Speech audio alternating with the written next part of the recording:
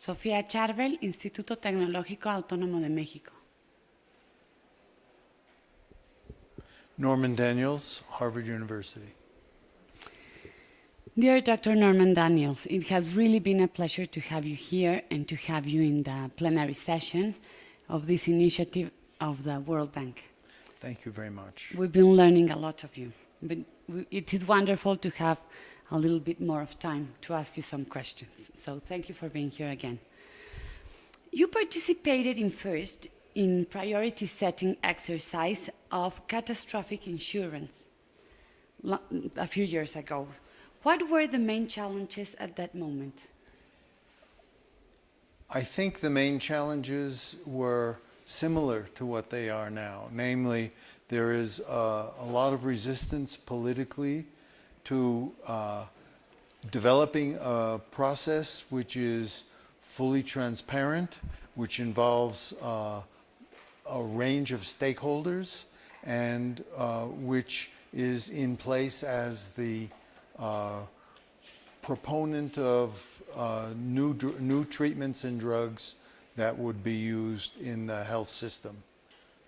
So we were thinking about how do you select particular catastrophic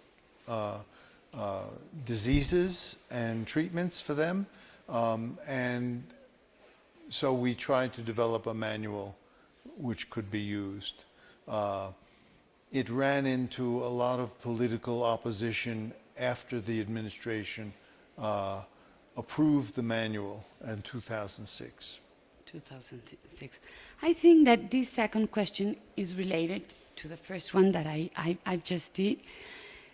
More than 10 years later now, with your paper of judicialization, what do you think has changed in this issue, and which are the new challenges? Well, in the period since 2006, a lot of developments have taken place in the region. So Colombia had a big role for the courts and my view is that there is a threat to the and a promise of those efforts at using the courts to intervene. So one of the proposals I made a year ago in the World Congress of Bioethics was that the effort to introduce a procedure might be a way of offering something to the courts that they could defer to. So the general idea is that the courts don't like, in general, to intrude on decisions that involve, even ones that involve rights and fundamental rights, when the implementation and decision making about that is already in the purview of the executive branch of government. So the suggestion I had was that if there isn't a visible process, then the courts might be more inclined to intrude than if there is a visible process that they could defer to. So that was the suggestion. So the challenge still? The challenge is the same. Do the authorities involved in the health system want to develop a process that could help prevent judicialization or not? Okay, in this sense, transparency and social participation can help to lower or to reduce judicialization, because if you have this transparency and if you have more participation of the social sector and the civil society, then you believe judicialization will be easier? I think judicialization will be harder to intrude into the health system if you have a health system that has a lot of efforts to be transparent in its decision making and involves a broad range of participants. So it has a kind of legitimacy for the decision making. And then the courts could say, well, the health system has a process in place. Let's defer to that. Like an open, transparent process, so Yes. that's true. Okay. Yesterday, we're going to change a little bit. Yesterday, you said that the system integration is needed, and that will improve health equity in Mexico. Can you explain me a little bit more about it? Yes. So Mexico, like Colombia, has a big division between the contributory schemes, the Social Security schemes, and the largely subsidized schemes, like the Seguro Popular and the subsidized scheme in Colombia. So this is a very visible kind of inequality that, and the courts in Colombia said, you have to eliminate this inequality. So will that shoe drop in Mexico?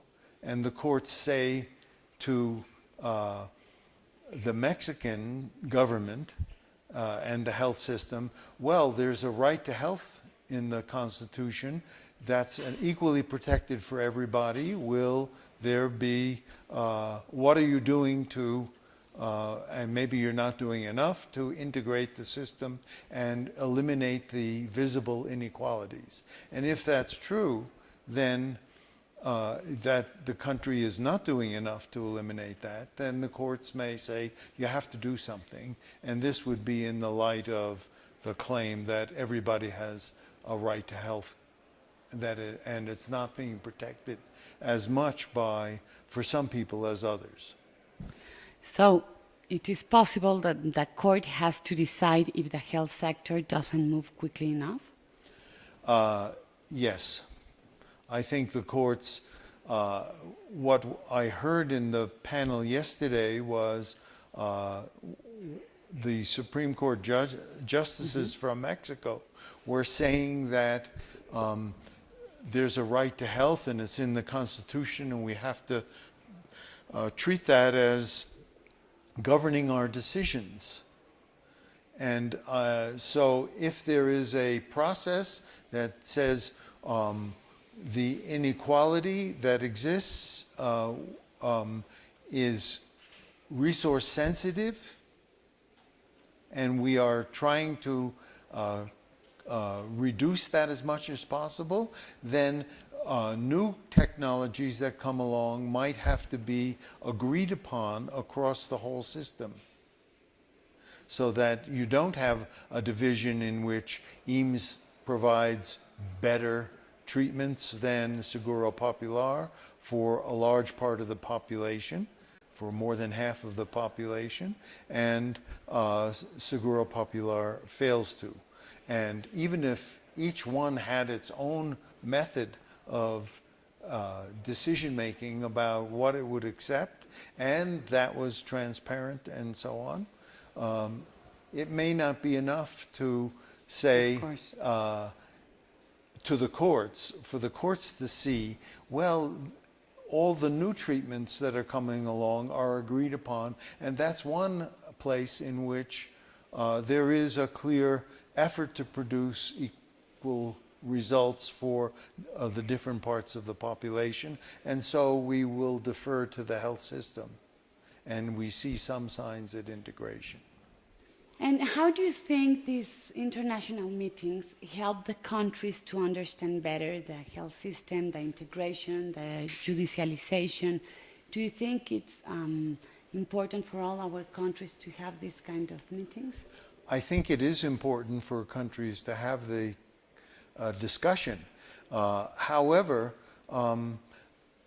what I was struck by in the last panel was a lot of discussion of things like transparency, when it may exist in some places but not in others. Mm-hmm. And it's talked about every place. So my suggestion is that the conference ought to focus people's attention on the gaps in the region between concerns about a fair process, a deliberative process of the sort that Eduardo Gonzalez Pierre was referring to, but it has to be fully transparent what is happening.